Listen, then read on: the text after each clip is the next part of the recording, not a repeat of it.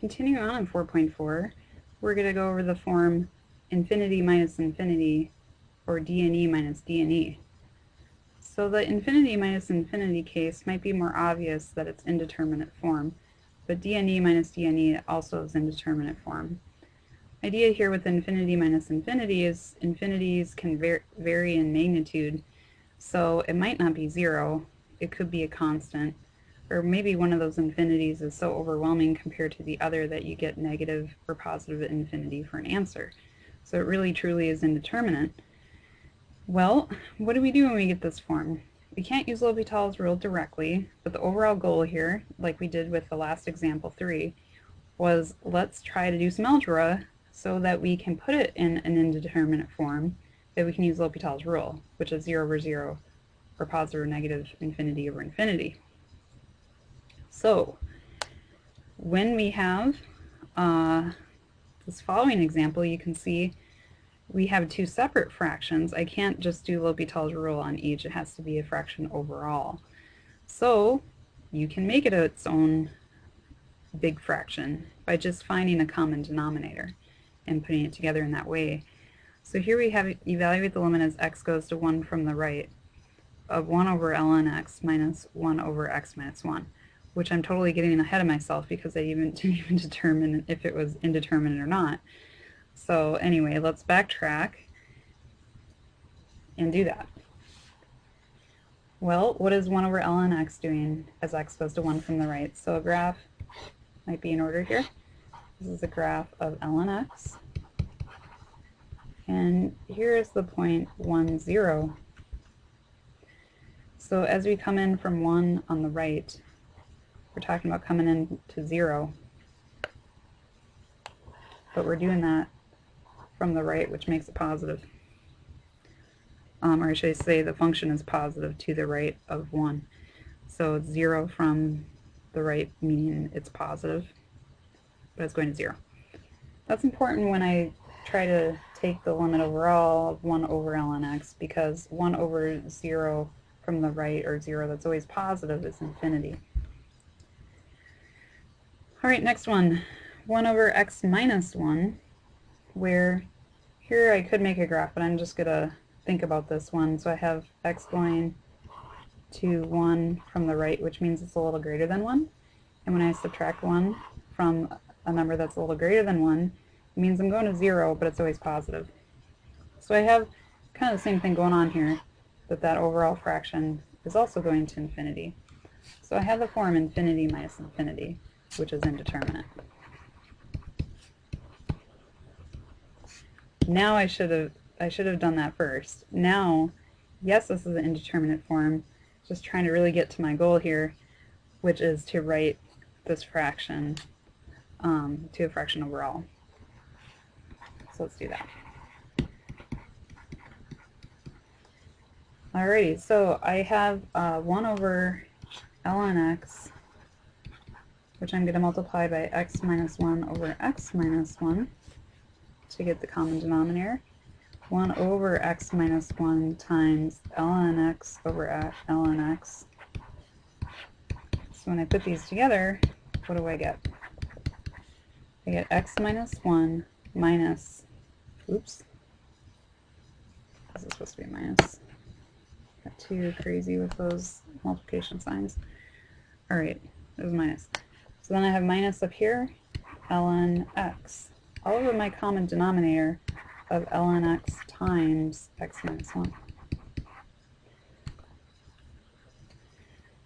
Okay, now from here, this is actually pretty simplified, so maybe I should try to take this limit.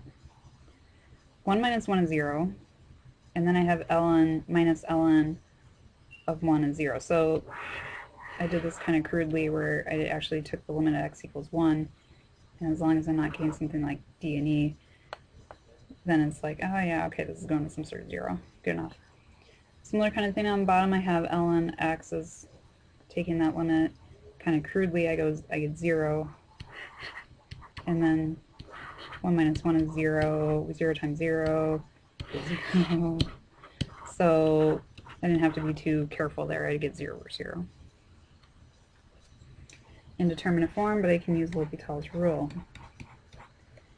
So here I go. This was the point of doing that algebra. Is like, yeah, I have this indeterminate for infinity and infinity minus infinity, which is like, why, what do I do now? But if you can use some algebra to get it as an overall fraction where the indeterminate form is one that you can use L'Hopital's rule, then that's a strategy you can take. So what I get is limit as x goes to 1 from the right. Take the derivative of the top, I get 1 minus 0 minus 1 over x over, and then here I'll just use the product rule as it is, ln x times the derivative of x minus 1 is 1, plus, then I have the derivative, or I'll do x minus 1 first, times the derivative ln x, which is 1 over x. Alrighty, so before I get too far with this, I'm going to simplify a little bit.